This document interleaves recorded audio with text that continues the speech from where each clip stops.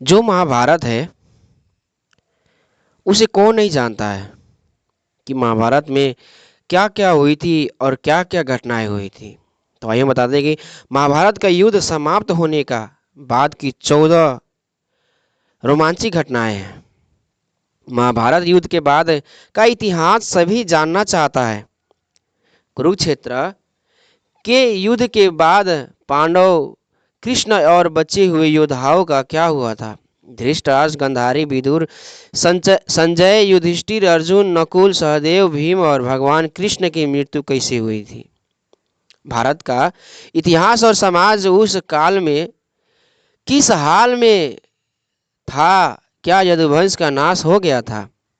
तो आओ इसी संबंध में जानते हैं 14 प्रमुख घटनाएं के बारे में।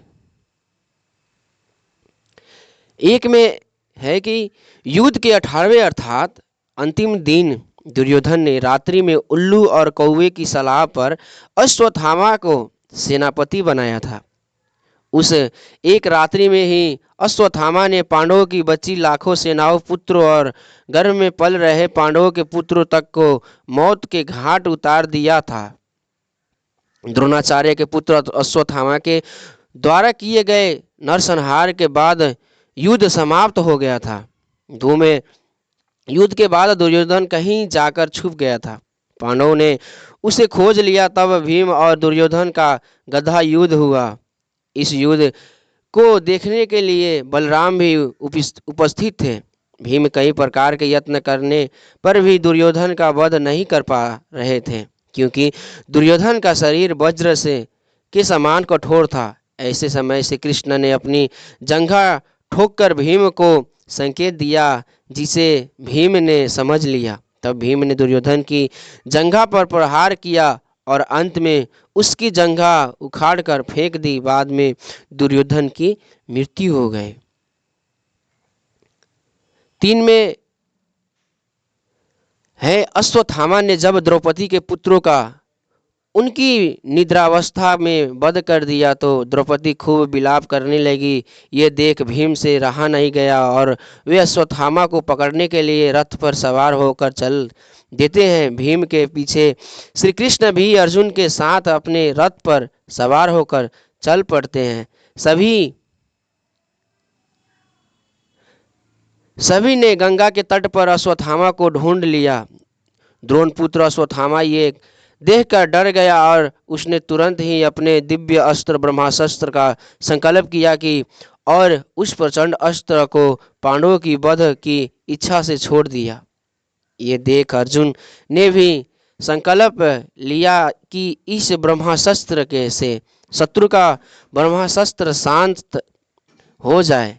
ऐसा कहकर अर्जुन ने भी ब्रह्मास्त्र छोड़ दिया। दोनों के अस्त्रों से प्रचंड अग्नि का जन्म हुआ। ये देख वहाँ वेद व्यास और देवर्षि नारद प्रकट हुए और उन्होंने कहा कि इन दोनों अस्त्रों से धरती का विनाश हो जाएगा, आप इन्हें वापस ले लें।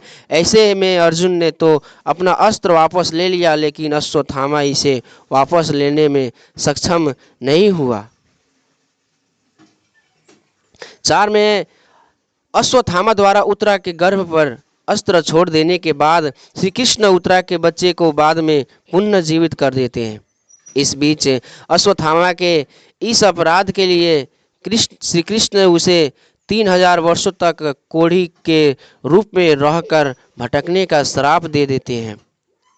उनके इस श्राप का वेद व्यास जी ने अनुमोदन किया था कि शिव महापुराण सत्य रुद्र संहिता 37 के अनुसार अश्वत्थामा आज भी जीवित है और वे गंगा किनारे निवास करते हैं, किंतु उनका निवास कहाँ है ये नहीं बताया गया है। तब अश्वत्थामा पांडवों को अपनी मणि देकर वन में चला जाता है। वह मणि भीमसेन सेना युधिष्ठिर की आज्ञा से द्रौपदी को दे देते हैं। द्रौपदी वह मणि युधिष्ठिर को देखकर अश्वत्थामा को क्षमा कर देती है।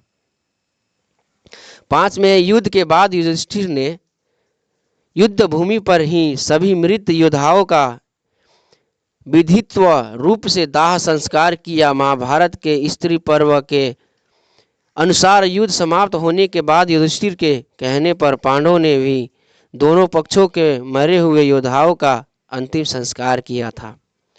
6 में भीष्म यद्यपि सरसैया पर पड़े हुए थे, फिर भी उन्होंने श्री कृष्ण के कहने से युद्ध के बाद युधिष्ठिर का शोक दूर करने के लिए राज धर्म, मोक्ष धर्म और आप धर्म आदि का मूल्यवान उपदेश बड़े विस्तार के साथ दिया। प्रतिदिन दिए गए इस उपदेश को सुनने से युधिष्ठिर के मन से ग्लानि और पश्चाताप दूर हो जाता है। साथ में है, बाद में सूर्य के उत्तरायण होने पर युधिष्ठिर आदि सगे संबंधी पुरोहित और अन्यायी लोग भीष्म के पास पहुंचते हैं। उन सबसे भीष्म पितामह ने कहा कि इस सरसैया पर मुझे 58 दिन हो गया है। मेरे भाग्य से माघ महीने का शुक्ल पक्ष आ गया है। अब मैं शरीर त्यागना चाहता हूँ। इसके पश्चात उन्होंने सब लोगों से प्रेम पूर्वक विदा मांगकर शरीर त्याग दिया। सभी लोग भीष्म को याद करने लगे। युधिष्ठिर तथा पांडवों ने पितामह के सर्वविध शव को चंदन की चिता पर रखा तथा दाह संस्कार किया था। 8 में भीष्म पितामह के अंतिम संस्कार के बाद युधिष्ठिर के राज्य अभिषेक की तैयारी होती है। महाभारत शांति पर्व के राजा धर्म अनुशासन पर्व में इस राज्य अभिषेक का वर्णन मिला है। इस राज्य अभिषेक के पांडु पुत्र भीम, अर्जुन, नकुल, सहदेव के अलावा श्री कृष्ण, विदुर, धृतराष्ट्र, गांधारी, द्रौपदी, कुंती आदि सभी सम्मिलित होते हैं। इस राज्याभिषेक में देश और विदेश के कई राजाओं को आमंत्रित किया जाता है और भव्य आयोजन के बीच युधिष्ठिर का राज्याभिषेक किया जाता है। 9 में युद्ध के 15 वर्ष बाद धृतराष्ट्र, गांधारी, संजय और कुंती वन में चले जाते हैं। एक दिन धृतराष्ट्र गंगा में स्नान करने के लिए जाते हैं और उनके जाते ही जंगल में आग लग जाती है। वे सभी धृतराष्ट्र के पास आते हैं। संजय उन सभी को जंगल की, लेकिन धृतराष्ट्र वहां से जाने के नहीं जाते हैं। गांधारी और कुंती भी नहीं जाती हैं। जब संजय अकेले ही उन्हें जंगल में छोड़ चले जाते हैं, तब उन तीनों लोग आग में झुलसकर मर जाते हैं। संजय उन्हें छोड़कर हिमालय की ओर प्रस्थान करते हैं, जहां वे एक सन्यासी की तरह रहते हैं। एक साल बाद नारद मुनि युधिष्ठिर को ये सुखद समाचार देते हैं कि युधिष्ठिर वहां जाकर उनकी आत्म शांति के लिए धार्मिक कार्य करते रहे। 10 में एक दिन 5 पांडव विदुर से मिलने आए। विदुर ने युधिष्ठिर को देखते ही अपने प्राण छोड़ दिए और ये युधिष्ठिर में समा गए। ये देखकर युधिष्ठिर को समझ में नहीं आया कि ये क्या हुआ। ऐसे में उन्होंने भगवान श्री कृष्ण का ध्यान किया। श्री कृष्ण प्रकट हुए और उन्होंने कहा कि विदुर भी धर्मराज के अंश थे। अंत वे तुम में समा गए, लेकिन अब मैं विदुर की इच्छा अनुसार दिया गया अपना वचन पूरा करूंगा। ये कहकर श्री कृष्ण ने विदुर की इच्छा अनुसार उनके शरीर को सुदर्शन चक्र में बदलकर उस सुदर्शन चक्र को वहीं स्थापित कर दिया। 11 में महाभारत युद्ध के बाद जब 36वां वर्ष प्रारंभ हुआ तो श्री कृष्ण के पुत्र शाम के कारण मौसूल का युद्ध हुआ, जिसमें सभी यदुवंशी वापस में ही लड़कर मारे गए। शाम चारुन देश न धूमन और अनिरुद्ध की मृत्यु हो गई। बस श्री कृष्ण का एक पौत्र बचा था, जिसका नाम वज्र था। बलराम ने द्वारिका के समुद्र के किनारे जाकर समाधि ले ली थी। 12 में मौसूल के युद्ध के बाद प्रभास क्षेत्र में एक वृक्ष के नीचे श्री कृष्ण लेटे हुए थे। तभी एक भील ने उन्हें हिरण समझकर बाण मार दिया। ये बाण उनके पैरों में आकर लगा। इस बाण से उनकी मृत्यु हो गई। अर्जुन को जब ये समाचार मिलता है तो द्वारिका पहुँचे और शोक व्यक्त किया।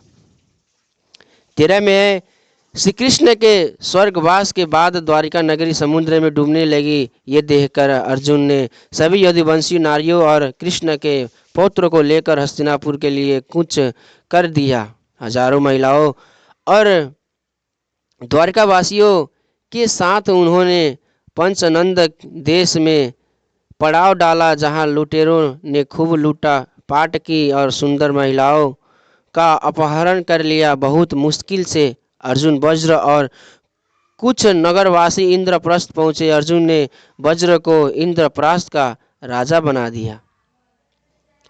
14 में अर्जुन हस्तिनापुर जाकर महाराज युधिष्ठिर को सारा वृतांत सुनाते हैं। बाद में पांचों पांडव शरीर स्वर्ग जाने की इच्छा से परीक्षित को राजपाट सौंपकर द्रौपदी के साथ स्वर्ग की यात्रा पर निकल पड़ते हैं। यात्रा के कठिन मार्ग में सबसे पहले द्रौपदी, फिर नकुल और सहदेव की मृत्यु हो जाती है और बाद में अर्जुन भी गिर पड़ते हैं। अर्जुन के बाद भीम भी साथ छोड़ देते हैं। मार्ग में एक जगह इंद्र खुद युधिष्ठिर को स्वर्ग ले जाने के लिए उपस्थित होते हैं। इंद्र युधिष्ठिर को लेकर स्वर्ग चले जाते हैं।